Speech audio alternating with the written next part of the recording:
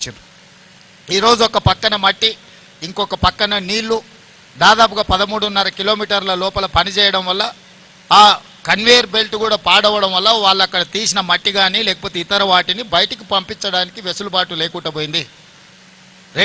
రేపటిలోగా ఆ conveyor belt repair చేసి అందులో వెళ్తున్న మట్టిని కానీ వీటన్నిటిని కన్వేయర్ బెల్ట్ ద్వారా బయటకు పంపించగలిగితే కొంత పనులలో వేగం వస్తుంది. మూడవది, లోపల ఎక్కడ మనుషులు ఉన్నారు, ఎక్కడ మిషనరీ ఇరుక్కున్నది, వీటన్నిటిని కూడా ఒక అంచనాకి పూర్తి స్థాయిలో రాలేకపోతున్నారు. ప్రాథమిక అంచనా వచ్చింది కానీ పూర్తి స్థాయి అంచనా అనేది ఇంతవరకు వాళ్ళకి రాలేదు. ఈరోజు దానికి సంబంధించిన సంఘటన 22 తారీఖు నుంచి ఈ రోజు వరకు జరిగిన ప్రమాదం తర్వాత సంస్థలు చేపట్టిన చర్యలు, ప్రతి ఒక్క సంస్థతో వాళ్ళు చేసిన పనులు, ఈరోజు వాళ్ళు ఉన్న పరిస్థితిని పూర్తి స్థాయిలో సమీక్ష చేసినాం. ఈరోజు వాళ్ళు ఇంకా పట్టుదలతోని సమస్యను పరిష్కరించడానికి, ప్రభుత్వానికి సహకరించడానికి వాళ్ళు పూర్తి స్థాయిలో పనిచేస్తున్నారు. ఈ సందర్భంగా నా సూచన మీడియా మిత్రులకు కానీ, సాంకేతిక నిపుణులకు కానీ, ప్రతిపక్షాలకు కానీ ఒకటే, ఇది ప్రమాదము, ఇది ఒక విపత్తు. ఇప్పుడు మన అందరం కూడా ఒక తాటి మీద నిలబడి ఈ సమస్యను పరిష్కరించాలి. ఒకనాడు మీకు తెలుసు, ఇదే శ్రీశైలం లెఫ్ట్ బ్యాంక్లో పవర్ జనరేషన్లో ప్రమాదం జరిగి మనుషులు చచ్చిపోతే ఒక్కరిని కూడా అక్కడికి పోనీయాలి. ఆనాడు పిసిసి అధ్యక్షుడు నేను వస్తేనే అరెస్ట్ చేసి ఉప్పునతల పోలీస్ స్టేషన్లో పెట్టారు. అదేవిధంగా దేవాదుల ప్రాజెక్టులో మరణించినా, లేకపోతే కాళేశ్వరంలో మరణించినా, లేకపోతే ఎక్కడ మరణించినా కూడా ఆనాడు ప్రభుత్వం ప్రతిపక్షాలను అనుమతి ఇవ్వలేదు, ప్రభుత్వంలో ఉన్న పెద్దలు అక్కడికి పోలేదు.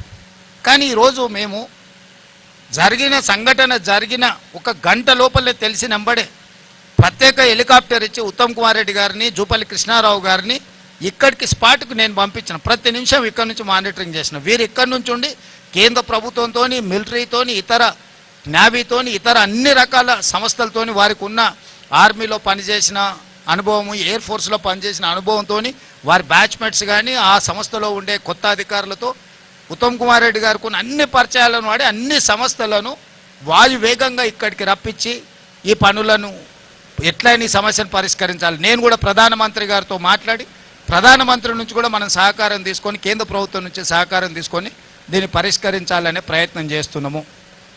ఇది ఒక రాజకీయ సమావేశంలో రాజకీయ పార్టీలు ఏదో పని చేయబోతే అక్కడ జరిగిన ప్రమాదం కాదు. ఇది ఒక గొప్ప ప్రాజెక్టు. ప్రపంచంలోనే అతి పొడవైన టన్నెల్ ఇది. ప్రపంచంలో 44 కిలోమీటర్ల టన్నెల్ ఎక్కడా లేదు. ఇది ప్రపంచంలో మానవులు సృష్టించిన ఒక అద్భుతం. ఆ పనులు చేస్తున్నప్పుడు గత నిర్లక్ష్యాన్ని వదిలి ఈరోజు ఆ పనులను పూర్తి చేయాలనుకున్నప్పుడు జరిగిన దురదృష్టకరమైన సంఘటన. ఈరోజు మేము మనోధైర్యం కోల్పోలేదు. ఈరోజు ఇంకా పట్టుదలతోని ప్రాజెక్టును పూర్తి చేయాలని ప్రభుత్వం భావిస్తుంది.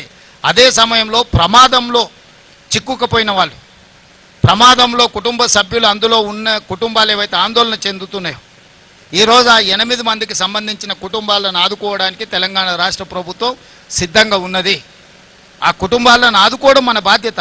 ప్రభుత్వం మానవత్వాన్ని చూపిస్తున్నది. ఇక్కడ ఈ రకంగా ముందుకెళ్లే సమయంలో మాకు సహకరించాల్సిన వాళ్ళు ప్రాజెక్టు పరిశీలిస్తామంటే మేము పంపించినాం, ప్రాజెక్టును చూడమన్నాం, సూచనలు చేయమన్నాం.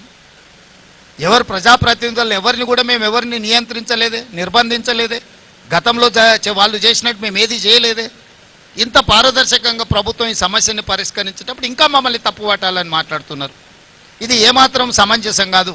ఇప్పుడే మా చర్చలలో మనుషులు, మిషన్లతో పాటు ఈ సమస్యను పరిష్కరించడానికి అవసరమైతే రోబోలను కూడా వాడండి అని చెప్పి ఇప్పుడు అధికారులకు మేము సూచన చేయడం జరిగింది. ఎందుకంటే హ్యూమన్ లాస్ ఉండొద్దు.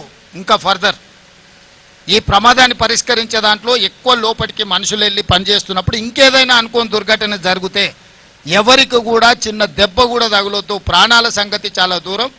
చిన్న దెబ్బ కూడా ఈ అధికారులకు ఈ సమస్యను పరిష్కరించడం దాంట్లో పాల్గొంటున్న సిబ్బందికి ఎవ్వరికి కూడా చిన్న సమస్య కూడా రాకూడదు.